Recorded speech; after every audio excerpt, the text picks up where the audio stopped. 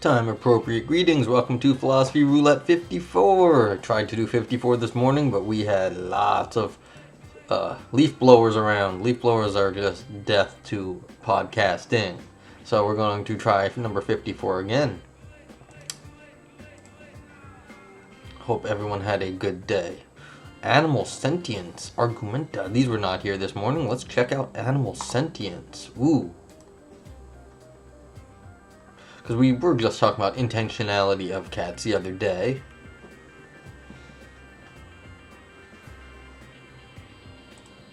Alright, so this one is 1 to 3. Interesting. Also 1 to 3. I'm not believing all of these. The mental lives of sheep and the quest for a psychological taxonomy. Alright. Alright. Well, let's see if we can talk about the mental lives of sheep. I mean, you're not going to get sexier than that, are we? Alright, this is cool. Alright, well, let's just actually make sure it's only a few pages, because I keep getting bitten by this stuff. Alright, maybe we'll do like 2 of these. Literally 2 of these pages. Alright, so we're going to do some animal sentience. Here we go. Okay, this commentary, I see. Okay, that's what it was. That's with the other one too. Alright, let's see if we can not just do commentary, because I don't know what we're commenting on. Okay, so this is what it was. These are commentaries. Alright, so that's too bad, but that was exciting for a second. I got all like excited. I was like, ooh, sheep sentience. That'll be cool.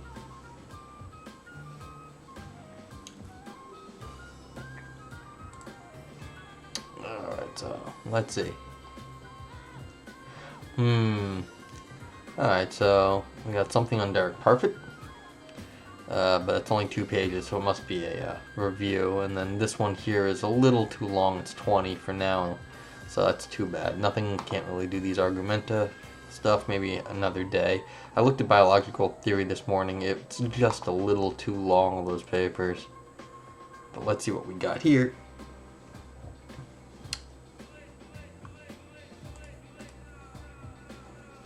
Alright, so this is 11 pages. Husserl's project of ultimate elucidation and the principle of all principles. Well, higher order knowledge. Well, I have a soft spot for Husserl. Let's see if it's available.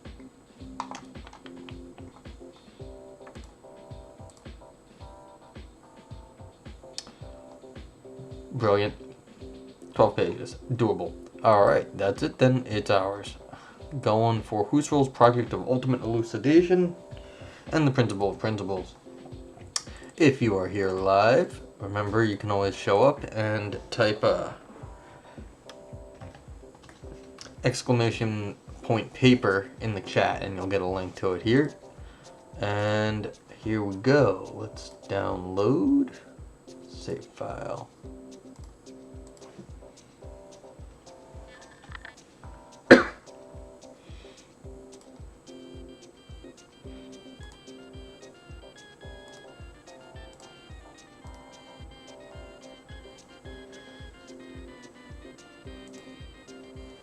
Brilliant. Okay, awesome. Husserl's phenomenology as a subjective science of the ultimate epistemological principles. For Husserl, the most fundamental epistemological question is how subjectivity can be the source of objective knowledge.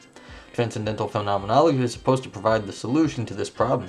It is a subjective science in the sense that it employs a descriptive but also a eidetic methodology. One of its core convictions is that the subjective acts are the ultimate source of all justification. In addition, Husserl's phenomenology is intended to be ultimately elucidating and ultimately elucidated. In this sense, Husserl understands phenomenology as the first philosophy, the science of the principles, namely science of ultimate elucidation, of ultimate justification, and sense bestowing. This remains true for Husserl for the rest of his career, although it is not always clearly stated in his Londoner Vortrage. I have no idea how I'm supposed to say that. Furthermore, the central significance of phenomenology within the entire sphere of sciences shall be disclosed, and it shall be shown that phenomenology encompasses the whole system of sources of knowledge from which all true sciences must draw their fundamental concepts and statements and the entire force of their ultimate justification. That is just such a huge amount of bigness. Bigly philosophy there. Precisely for this reason, phenomenology achieves the vocation to be first philosophy. In the true sense, the vocation to confer all other sciences unity due to ultimate grounding, and a link to the ultimate principles, and to reorganize all these sciences as lively organs of a single absolute universal science, philosophy in its oldest sense. I mean, did Thales, at least in the West, think that's what we were doing? Absolute universal science? I don't know, that would be the oldest, I guess. I wonder where Husserl starts the history of philosophy, though. That would actually, I'd like to know that. Anywho, yeah. This brings us to the question of whether phenomenology can be both a subjective science and the science of the ultimate epistemological principles. For Husserl, a science of the ultimate principles must be a subjective science. This is because in order to elucidate the ultimate epistemological principles, you must show that one is justified in believing these principles. Justification, however, is gained through subjective acts. All knowledge is realized as subjective act, and the subjective act must harbor within it what pleads and warrants its claim to legitimacy. Only in this the justification to be sought. Only in this is the justification to be sought. This crucial passage tells us two things. Firstly, subjective acts are the carriers of justification. Secondly, it is internal factors that give justification conferring acts their justificatory force. The first point is the reason why phenomenology as a first philosophy must be a study of consciousness. Second, transcendental phenomenology has the ambition to elucidate the ultimate epistemological principles. Phenomenology has to investigate the carriers of justification, that is, mental states. In the next section, we shall see that for Husserl, originary presentive intuitions are the ultimate source of justification. The second point indicates why phenomenology has to be descriptive and eidetic. Only some mental states have justificatory force. What distinguishes justification conferring mental states from non-justification conferring ones are internal factors. There are immanent qualities that constitute the mark of true legitimacy. Thus, Husserl is an internalist with respect to epistemic justification. Not objective external factors such as truth or reliability make experience justifiers, but factors internal to these acts, not facts. In fact, Husserl holds that it is the phenomenal character of originary givenness that gives justification conferring experiences their justificatory force. Acts that exhibit originary givenness, that is, originary presentive intuitions, are experiences in which the object content is given in a presentive manner. These acts are contrasted with empty signative acts, which what is given to us is not the object in its actual presence, but the object as something that is meant only. The prime example of originary presentive intuitions are perceptual acts in which we are perceptually aware of the object in question. If you believe that there is a table in the room next to you, if this belief is a signative fact. If you go and check and see the table, this perceptual experience is an originary presentive act. For Husserl, originary givenness and evidence are intimately related. In fact, it is the character of originary givenness that discloses the nature of evidence. For more detail on Husserl's conception of evidence, see CF Berghofer 2019. CF means compare, and I don't like how it's getting used to go C specifically. Maybe I'm wrong about that, but I was always taught that CF actually meant compare. Look at this stuff and then compare what this other fellow said to. Anyway. Evidence is nothing but a word for the quality of givenness. Evidence is a word for the fact that there is a difference between acts that not only think that something is thus and thus, but are fully certain and aware in the manner of perspicacious seeing of this being and being thus. It is to be noted that originary givenness is understood in a remarkably broad sense, not only perceptual experiences of physical objects, but also introspective intuitions of one's own mental states and eidetic a priori intuitions of, for example, logical and mathematical truths are originary presentive intuitions. For our purpose, it is particularly significant to emphasize that also a priori intuitions of epistemological principles count as originary presentive intuitions. Importantly, originary givenness denotes the way an experience presents its object, which means that it characterizes the distinctive phenomenal character of an experience. Okay.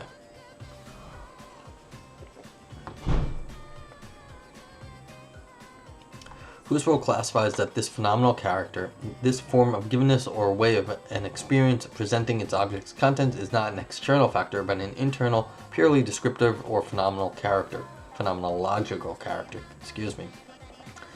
In current debates, the phenomenal character of an experience is there's always a difference between phenomenal and phenomenological. You have to be careful about those. In current debates, the phenomenal character of an experience is introduced as what is like subjectively to undergo the experience. What it is like subjectively to undergo the experience. Importantly, an experience's phenomenal character cannot be studied objectively with the methods of natural sciences, but only from the first-person perspective in a descriptive fashion. Thus, phenomenology must be a descriptive science. The aim, however, is to gain a priori truths about essential characteristics of different forms of originary givenness and how they relate to different forms of evidence. Hence, a descriptive methodology of Husserlian phenomenology must be supplemented by eidetic methodology. For Husserl, and this is a central thought that plays a crucial role in all his major works and is presumably developed in most detail in his Crisis for any natural science, subjectivity is the ultimate source of justification. Subjective acts motivate everything. This, of course, does not mean that phenomenology can provide the laws of physics or chemistry, but the justification of any laws of physics or chemistry ultimately depends on the originary presentive acts such as visual experiences, and it is the task of phenomenology to elucidate why visual experiences have justificatory force and how laws of nature can gain their justification from such experiences. Importantly, subjectivity is not only the source of justification for the natural sciences, but also the formal sciences such as mathematics. Mathematical statements are justified by apodictic insights, and for Husserl there is no doubt that apodictic evidence justifies. Like visual experience, however, apodictic intuitions are subjective experiences that gain their justificatory force from something internal, namely their originary presentive character. Apodictic evidence, the consciousness of necessity, seen, actually experienced, and not just spurious and presumed, is, though something subjective, a singular experience, and in it lie grounds for justification. Thus, contrary to what might be suggested in Prolegomena, it is not a formal discipline such as formal logic, whose task is to elucidate the ultimate source and principles of justification, but the task of noetics, that is, phenomenology of reason, that is basically the study of subjective acts and modes of givenness. It is to be noted that in this transcendental phase, apodictic insights and formal logic themselves are in need of epistemic elucidation. In the Prolegomena, Husserl pointed out that we need to accept apodictic insights because doing otherwise leads to unacceptable consequences such as relativism and skepticism. This is still true for Husserl, but now the question is a different one. The question is not why should we believe that apodictic evidence is a source of justification. The question rather is why is apodictic evidence a source of justification? What gives it its justificatory force? Although related, these are two different questions, and Husserl realized that the latter is more fundamental. Here we can see the main difference between Husserl's formal and his mature transcendental logic. Formal logic is a general theory of science that abstracts from the individual sciences and aims at extracting the first principles and axioms such as the law of contradiction, or is that law of non-contradiction? Anyway, and the excluded middle. Based on these axioms, in further consequence, it aims at building purely logical theories. A transcendental logic, on the other hand, is a descriptive and eidetic study of consciousness, subjective acts, and modes of givenness such that it can be the ultimate science that goes back to ultimate givenness, namely to those givenness that are already presupposed in all other givenness, in all naive givenness. That is, it wants to be the science of consciousness as pre-giving in general, and specifically the science of consciousness that pre-gives meant reality and grounded upon this, the ultimate elucidating science of theoretical accomplishments and all accomplishments under the ideas of reason. Again, we are confronted with Husserl's aim of introducing transcendental phenomenology as the ultimate elucidating science. Perhaps one of the most concise and ambitious outlines of the project of transcendental phenomenology can be found when Husserl delivers the following synopsis and prospect of a phenomenological theory of reason, noetics. Beginning with the natural sciences, the path leads to the ontologies up to the most universal ontology, to analytics, and then on to noetics that follows all these ontologies and elucidates their principles and methods, and through noetics every particular scientific knowledge is elucidated, and all knowledge then is transformed to absolute knowledge, to metaphysical knowledge. Thus, noetics is the theory of science in the highest sense, and likewise the discipline that makes final and highest fulfillment of our desires for justification possible, because final satisfaction of knowledge can only be granted by absolute knowledge. Above all knowledge, as it belongs to essence, being its guiding star, there is the idea of the absolute. If philosophy is the title for any scientific investigation that, apart from the ordinary scientific work, aims to serve our striving for absolute knowledge, then all disciplines, and first and foremost noetics, deserves the title of philosophical discipline. Citing this passage, Isso Curran states that this noetics in correlation with ontology is for Husserl nothing but transcendental phenomenology. Here I am in full agreement with Curran. This passage perfectly illustrates what a Husserlian transcendental phenomenology is all about. Having said this, it should be noted that this passage can easily be misinterpreted as a claim to omniscience and infallibility. According to my understanding, a phenomenological epistemology does not aim at ensuring that we know everything or that all our justification is infallible, in the sense that none of our beliefs, such as there is a table in front of me, could turn out to be illusory. Instead, the aim of a phenomenological epistemology is ultimate elucidation, in the sense of unfolding the ultimate source of justification. The question is not whether my belief that there is a table is infallible. It is not. The question is whether my belief is justified, and if so, which acts are responsible for justifying it, and what it is that gives these acts their justificatory force.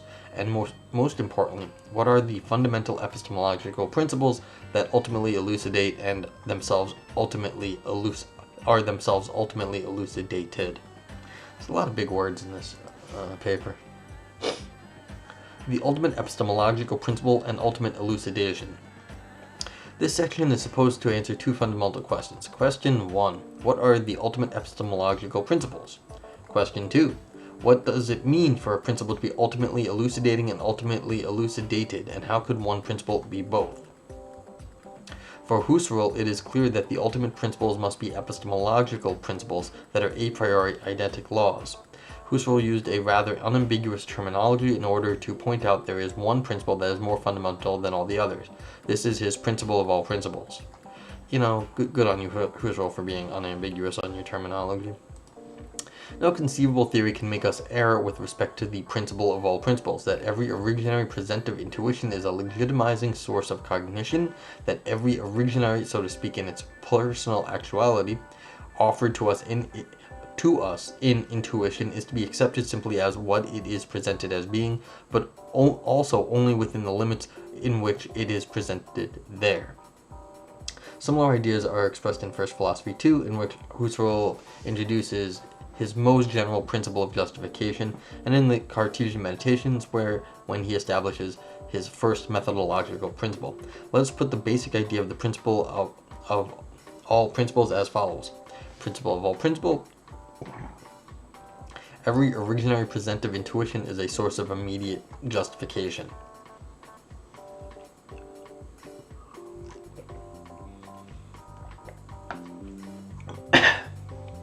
Despite its conspicuous and promising name, Principle of All Principles does not play the prominent role in the ideas that one might expect in following its introduction, and is hardly ever mentioned again. I believe that Husserl underestimated its full potential, and in this section we shall see what role it can play in the project of ultimate elucidation.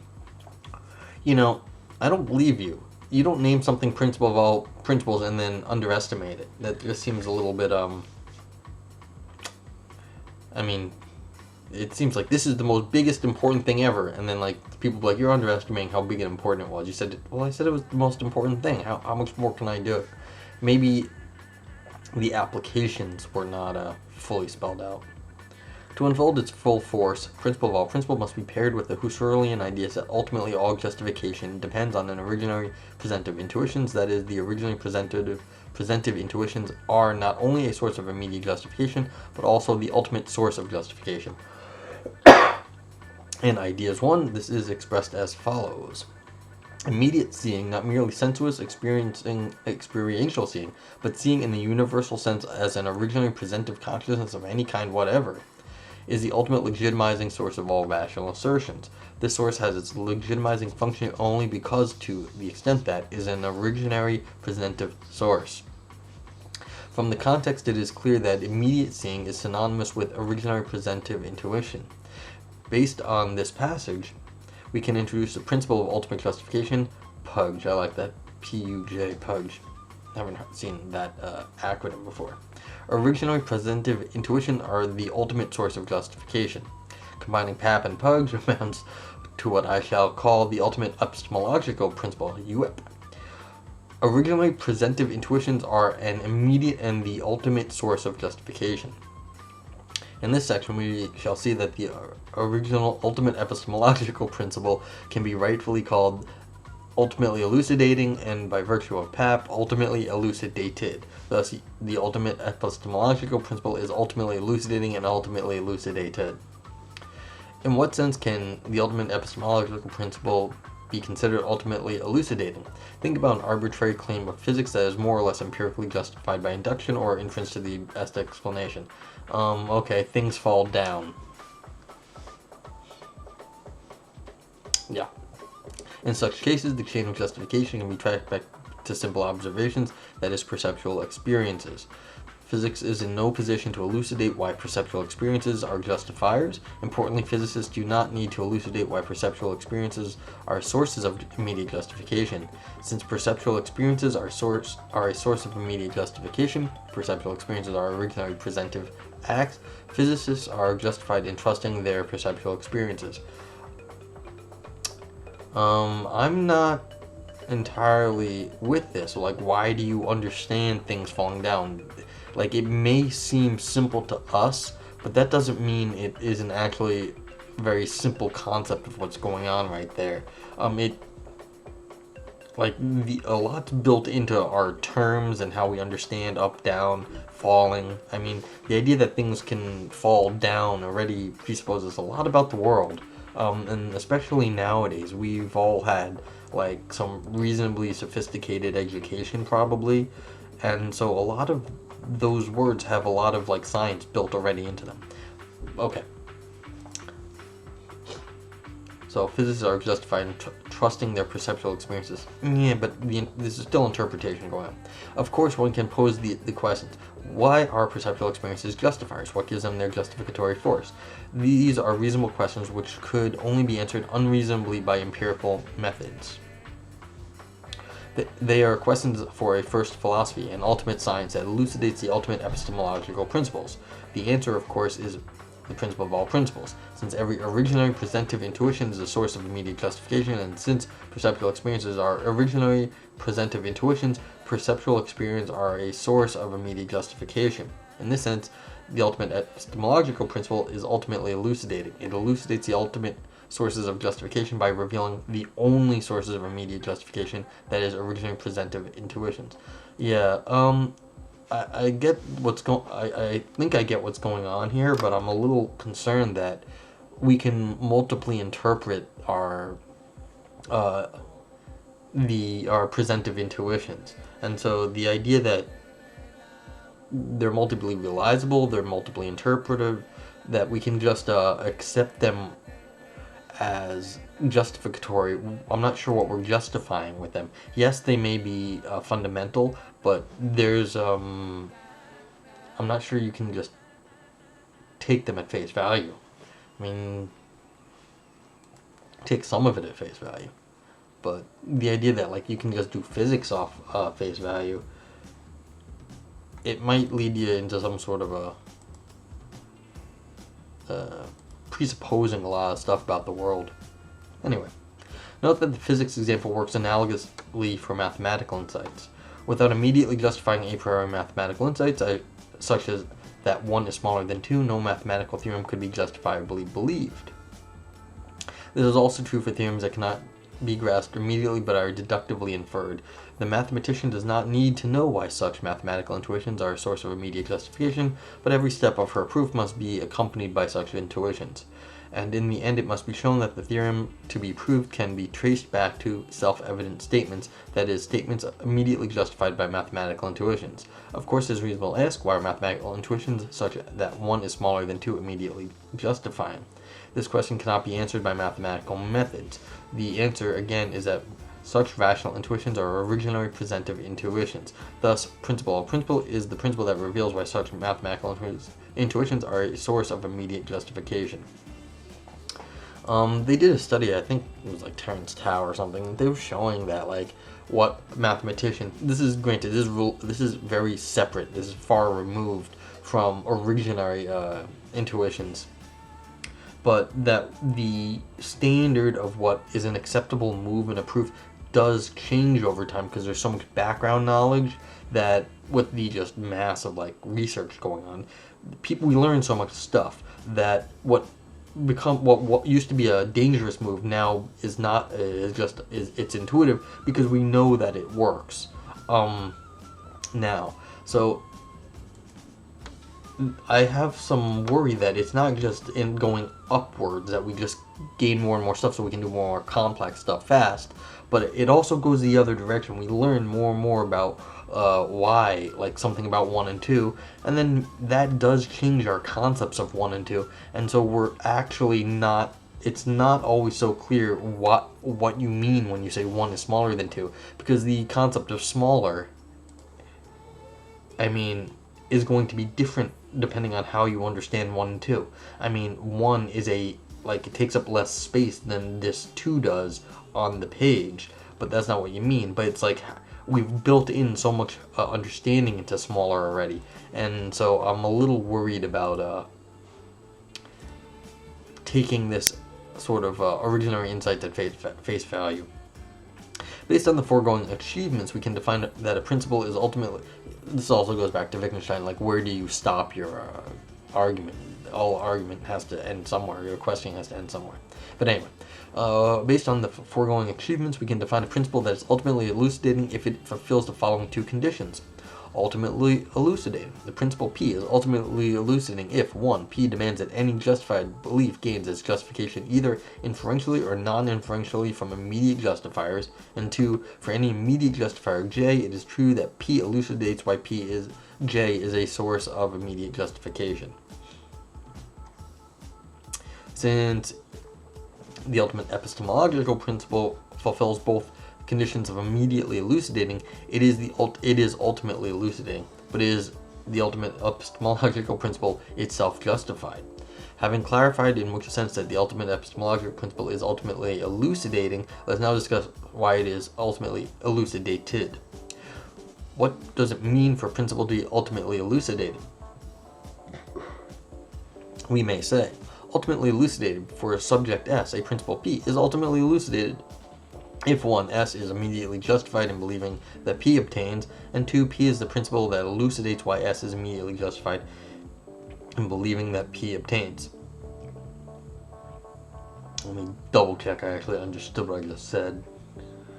As immediately justified P obtains and P is... Yeah, well, we'll find out. Alternately, we may formulate the ultimate elucidation, ultimately elucidated as follows. Ultimately elucidated star. A principle P is ultimately elucidated if by intuiting P you intuit the principle that elucidates why you're intuiting P is immediately justifying. So when you do P, you get P along with it. In our case, P is the principle of all principles. By intuiting the principle of all principles, you are not only justified in believing that principle of all principle attains, but the principle of all principles is also the principle that elucidates why you're intuiting it is immediately justifying, which means that by intuiting principle of all principles, you are intuiting the principle, namely principle of all principles, that elucidates why you're intuiting principle of principles is immediately justifying, because the act of intuiting is an originally presentive intuition, and according to the principle of all principles, every originally presentive intuition is a source of immediate justification. Let us clarify this by contrasting the principle with the principles that do not fulfill, ultimately elucidated. Yeah. Alright. Considering the principle that every perceptual experience is a source of immediate justification, consider the principle that every perceptual experience is a source of immediate justification. We call that PPE. PPE is true since every perceptual experience is an originary presentive intuition. Yeah, there's always some phenomenology, so there's something originary in every conscious experience, I guess you could say. By intuiting PPE, you are immediately justified in believing that PPE obtains, which means that by condition 1, and ultimately elucidated, is fulfilled. But PPE is not the principle that elucidates why you are immediately justified in believing that PPE obtains. So the fact that you always have some phenomenological experience of the way something appears, the subjective experience of that, is not what that you always have. That is not what justifies. Does not tell you why you are immediately justified in believing that you have some subjective experience, which means that condition 2 and the ultimately elucidated is not fulfilled. Hi, have a good day. I hope you have a good day. Thus, PPE is no ultimately elucidated principle. The same holds for the principle that every mathematical intuition is a source of immediate justification. PMI. PMI is true since mathematical intuitions are originally presentive intuitions. By intuiting PMI, you are immediately justified in believing that PMI obtains, given that your intuiting is an originary presentive intuition. But PMI is not the principle that elucidates why you are immediately justified in believing that PMI obtains, because your intuiting PMI is not a mathematical intuition. I appreciate all the acronyms here. I mean, this would be maddening to type out, but it's hard to read. A lot of acronyms to keep track of. Note that when you have a perceptual experience of a laptop in front of you, this experience provides you with an immediate justification for believing there's a laptop in front of you, but this experience does not immediately justify you in believing that this experience is an immediate source of justification. An experience can only provide immediate justification with respect to what is originally presented with an experience. In this case, what is originally presented is a laptop, not the content that this experience is an immediate source of justification. Originally presentive intuitions are a source of immediate justification, but they are neither ultimately elucidating nor ultimately elucidated. Such characteristics can only apply to epistemological principles, and we have seen that principle of all principle is a perfect candidate for displaying these characteristics. Yes, I wonder if there's other stuff that is you can define lots of self-referential principles too. And so, like, you could say all homological principles, all that principles that logically apply to themselves, and in doing so, they might also fulfill some of these criterion. We'd have to look into that. And so maybe these criterion do not, maybe they apply too widely. And so there's things that get caught in here that you don't want to get caught in here. I don't know, but that's just a concern, that you can, like, define things that reference themselves and therefore would also justify themselves and maybe elucidate themselves, and that would also, and maybe there's stuff in there that shouldn't be primary. Have to go look, but like there might be more things than Husserl thought there were at that point.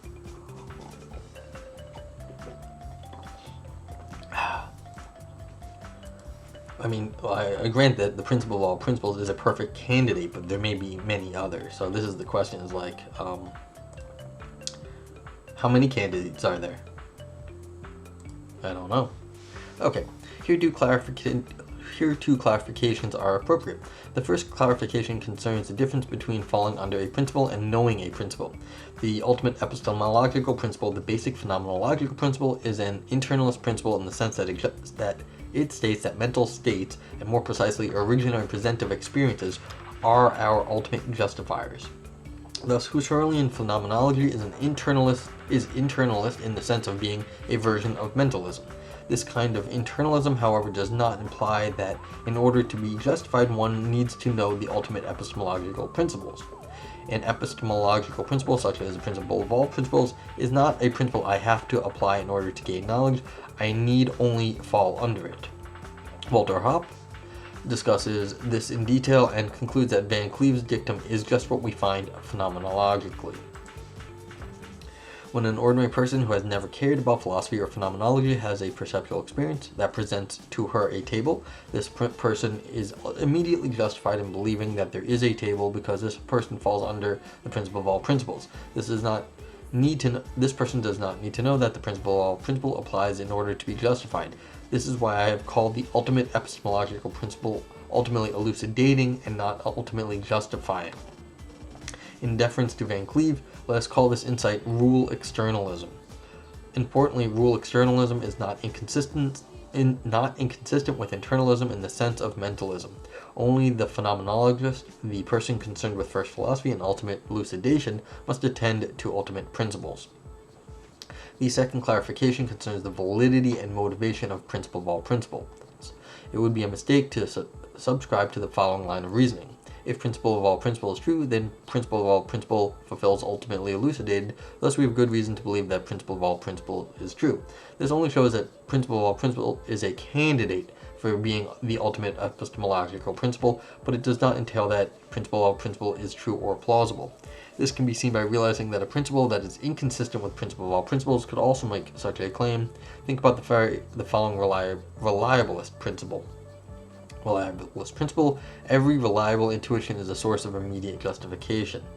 Now, the reliabilist could rightfully point out that by having the reliable intuition that the reliable principle obtains, given that reliable principle is true, you are immediately justified in believing the reliable principle, condition 1 of ultimately elucidated, and reliable principle is the principle that elucidates why you are immediately justified in believing that the reliable principle obtains.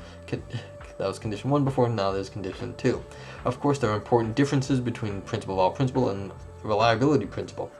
In the next session, I focus on one of them, namely the accessibility of the respective principles. This is kind of what I was saying above, that there could be other ones of these, and there could be some very ugly ones that might not be like this, but we'll have to see what they say. Okay, the accessibility of principle of all principles. In current epistemological debates, it is common to distinguish between two versions of internalism, access internalism or accessibilism, and mentalism. Accessibilism is the traditional version of internalism and demands that there must be a special kind of access to what it is that makes a belief justified. Accessibilism. If S believes that P and some factor F is a justifier for P or plays a justificatory role in the sense of determining whether S is justified in believing that P, then F is reflectively accessible to S. Accessibilism is clearly opposed to and inconsistent with reliabilism. This is because the reliability of one's belief-forming process is usually not reflectively accessible. And if it is not reflectively accessible, it cannot play a justificatory role, contrary to what is entailed by reliabilism. The other version of internalism, mentalism, has been introduced by Coney and Feldman as a novel kind of internalism and refers to the claim that justifying factors must be internal to a person's mental life. Mentalism. If factor F is a justifier, then F is a mental state. Okay, mentalism and accessibilism are not inconsistent. Yeah, I was just wondering about that. But they are different claims, and contrary to what is sometimes suggested, mentalism does not entail accessibilism. Mentalism can avoid some well-known problems of accessibilism. For one thing, it is often objected that some animals and children clearly have justified beliefs despite the fact that they lack the sophisticated cognitive capabilities to have reflective access to their justifiers. It is plausible to assume that when a dog hears its favorite person approaching and sees the person, the dog knows that the person is there. If it is true that the dog lacks the cognitive capabilities to have reflective access to their justifiers, this is a problem for accessibilism but not for mentalism. It is not a problem for mentalism since mentalism only states that justifiers must be mental states, such as hearing the person approach and seeing a person, without claiming that they must be reflectively accessible. Furthermore, accessibilism is often viewed as implying that if S is justified in believing that P, S must be in a position to be justified in believing that she is justified in believing that P. Such a requirement, however, is in danger of leading to a vicious regress of justification. Mentalism, however, is not committed to such a requirement. Okay. On the other hand, accessibilism has the advantage of being clearly internalist, while this is not so clear for mentalism. Consider the following claim: only visual experiences are justifiers. Since visual experiences are mental states, this claim is clearly mentalist, and, of course, totally implausible. Since visual experiences are mental states, this claim is clearly mentalist. Visual experience, well, I mean, I guess it depends what you mean by visual experience. This claim, however, is consistent with the following claim. Only reliable experiences are justifiers, and since only visual experiences are reliable, only visual experiences are justifiers. Of course, this claim is totally implausible, but since it is mentalist and reliabilist at the same time, this shows that mentalism has no clear commitment to internalism. Okay, it's kind of interesting there. Concerning the discussion of internalism, what can we say about our principle, the ultimate epistemological principle? I1. Since UEP holds that one's ultimate justifiers are one's originary presentive intuitions, UEP is committed to some version of mentalism. I2. UEP is not committed to accessibilism. I3. UEP is consistent with what we have called rule externalism in section 2 above. I4. Since Husserl supplements UEP with the claim that originary presentive intuitions gain their justificatory force precisely by virtue of their phenomenal character of originary givenness, Husserl's version of mentalism is true internalist and incompatible with reliabilism or externalism in general. I5. UEP is internally accessible in the sense that when I intuit UEP, it is internally accessible to me, that by intuiting UEP, I intuit the principle, namely the principle of all principles, that elucidates why my intuiting UEP immediately justifies me in believing that UEP obtains. All 5 points are of crucial significance, but here we are primarily interested in I5. Yeah, that's where all the work's getting done. The first thing to note is that I5 is not inconsistent with I2 or I3. Principle of all principle implies that if S has an originally presentative intuition of P, then S is immediately justified in believing that P whether or not S has reflective access to her justifiers and whether or not she knows that P, principle of all principle, obtains. But this, of course, does not rule out that S has reflective access to her justifiers and that she does know that principle of all principle obtains. Yeah, it's like when you think about it, you can get it, but that's a separate thing than using the rule. Given that principle of principle is true, the second thing to note is that I5 is very plausible. Since originary givenness denotes the phenomenal character of an experience, it is plausible to assume that to normal human beings typically is accessible whether or not they have originally presentive intuitions. Thus, when I intuit principle of all principles, and this act of intuiting is an originally presentive intuition, then it is accessible to me that my intuiting a principle of all principles is an originally presentive intuition. The third thing to note is that the reliabilist principle and the reliabilist principle RP discussed in the previous section does not exhibit this feature of internal accessibility. This is because reliability, in contrast to originary givenness, is no factor that is internally accessible. On alternative schemes, maybe not the reliability principle. I mean, the U.S. government, apparently, they claim it works on checks and balances. I heard someone once just say, well, they're supposed to balance each other out. Well, it's a mutual legitimation scheme also. So if you're not really calling it, it's checking and balancing, it's just mutually legitimating itself. Not really in any sort of good way, but they're like the three branches are just mutually legitimating the other ones and all the nasty things that they might be doing. Again, maybe there is a way to bolster other accounts that do not appeal to the Husserlian ones, and maybe RP can be salvaged given more work, or maybe there's some other things that can be done there. I don't know, but this sort of uniqueness has not been argued for here, and so I wonder about uniqueness. Okay. Accordingly, we can formulate a stronger definition of what it means to be for a principle to be ultimately elucidated that satisfies the requirements for internal accessibility. Ultimately elucidated internalist. For subject S, a principle P is ultimately elucidated if 1. S is immediately justified in believing that P obtains. 2. P is the principle that elucidates why S is immediately justified in believing that P obtains. And 3. It is internally accessible to S that by intuiting P, she intuits the principle that elucidates why her intuiting P immediately justifies her in believing that P obtains.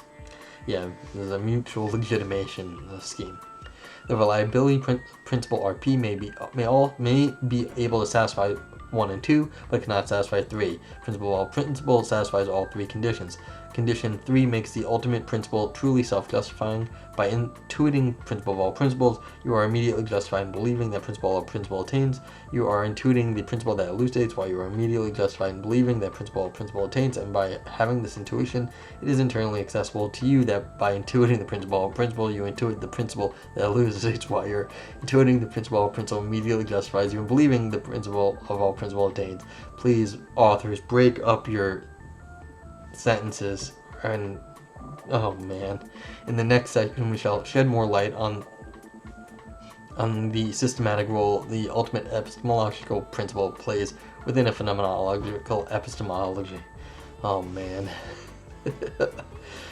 Although the ultimate epistemological principle is the centerpiece of a phenomenological epistemology, as it is the phenomenologist's ultimately elucidating and ultimately elucidated principle, this does not mean that UEP is the finalization or even the beginning of a phenomenological epistemology.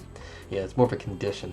UEP tells us that an originally presentive intuitions are a source of immediate justification and that they are the ultimate source of justification. However, there are further crucial phenomenological epistemological principles. For instance, in this paper, we've only touched on the question of why our originally presentive intuitions are a source of justification. Husserl's genuinely phenomenological answer to this question is that they are simply by virtue of their phenomenal character of originary givenness. Let us call the claim of certain experiences gain their justificatory force by their distinctive justification conferring phenomenal character, the phenomenological conception of experiential justification. Yeah, this is the conception of experiential justification is a bigger topic. I read a paper on that a while ago. It was not a good paper, but it was a good topic. And I didn't read it in this series, but I guess I'd read it because I was interested. The Husserlian version of the principle of the phenomenal conception of experimental justification, PCEJ, has it that this justification conferring phenomenal character is the character of originary givenness. Husserlian PCEJ. Certain experiences have the phenomenal character of originary givenness, and if an experience E has the phenomenal character of originary givenness with respect to P, E, by virtue of its character of originary givenness, provides immediate prima facie justification for believing that P. Yeah. Of course, Husserlian PCEJ and PAP are related in the sense that Husserlian PCEJ implies PAP. Arguing in favor of Husserlian PCEJ thus means arguing in favor of PAP. Arguing in favor of PAP can motivate PCEJ. Another mutual justification scheme here, I see. Another related phenomenological principle we may dub phenomenological internalism. Phenomenological internalism, if two experiences are exactly alike phenomenologically, then they are alike justificationally. For example, they justify the same beliefs to the same degree. That's interesting. I haven't thought about that. Okay. Phenomenological internalism is neither identical nor implied by the Husserlian PCEJ or a principle of all principles. But of course these principles are close enough that arguing in favor of one of them can help motivate the other ones. This is why UEP, although being ultimately elucidating an ultimately elucidated principle, is not the finalization of a phenomenological epistemology. There are other phenomenological epistemological principles that are not implied, but are elucidated by UEP. Furthermore, it would be misleading to claim that the phenomenologist can simply begin with UEP. Of course, if Husserl is right, it is not only possible to provide arguments in favor of UEP and other phenomenological epistemological principles, and to motivate UEP, but also to intuit UEP in the sense of having an originally presented intuition with respect to UEP that immediately justifies believing UEP. However, such an a priori apodictic intuition for Husserl is an eidictic intuition, and as such the product of eidetic variations. Dirk von Ferrer outlines the method of eidetic variation as follows. One begins with an experienced or imagined intuitively given object that serves as a leading example and is varied in one's imagination at will. Husserl elucidates eidetic intuition as a ideative abstraction that is constituted on the basis of individual intuition. Such individual intuition, however, can be both perception and fantasy. Positing of existence are completely irrelevant. Husserl calls these individual intuitions the base of eidetic intuition. It is one of Husserl's core convictions and typical for phenomenological investigations that theories or principles should not be constructed from above, top down, but from below, bottom up, in the sense of beginning with concrete cases. Accordingly, if you want to disclose the nature of justification, you should begin by descriptively analyzing concrete justification conferring experiences instead of postulating a general principle. Beginning with concrete cases can help you to see, that is, to have an originally presented intuition of a general phenomenological epistemological principle such as PAP. Conclusion. In this paper, we have shown what it means for a principle to be ultimately elucidating and ultimately elucidated, and that the phenomenological principle, UEP, fulfills these criteria. In section 3, we've illuminated in what sense UEP is accessible and how this distinguishes UEP from an externalist principle such as RP. We've seen that Husserl's project of ultimate elucidation is not committed to the possibility of infallible insights. Phenomenology is first philosophy, as the ultimate science is not a science that strives for infallibility, but for ultimate elucidation as specified in section 2. In section 4, we have shed further light on the systematic role of UEP with a phenomenological epistemology, and clarify how phenomenology can be a science from below, although being concerned with an ultimate epistemological principles. Okay, that's a cool paper. I have some worries about just like the foundations of how the experience is, and sort of like if we're going to read a paper like this that's describing our phenomenology, how do we actually understand our phenomenology related to what is being said in a non-phenomenological way, not a subjective thing. This is a sort of, the paper itself is not an reading it is in some sense is a primary experience, but the reflecting on it is not. So there's a disconnect here. How we actually apply the concepts to our actual experience, and this is what I was getting at earlier. That there is a question about the first intuitions of what we're getting, and if aren't they already interpreted, and how so, and why should we accept this sort of a scheme unless we already had some sort of we may have just been primed for that, but there may be other ways to do it. Okay, but that's it for now. I hope you enjoyed this, and everyone stay safe, and have a good night, or day, as it might be. So, that's it for today. Bye-bye.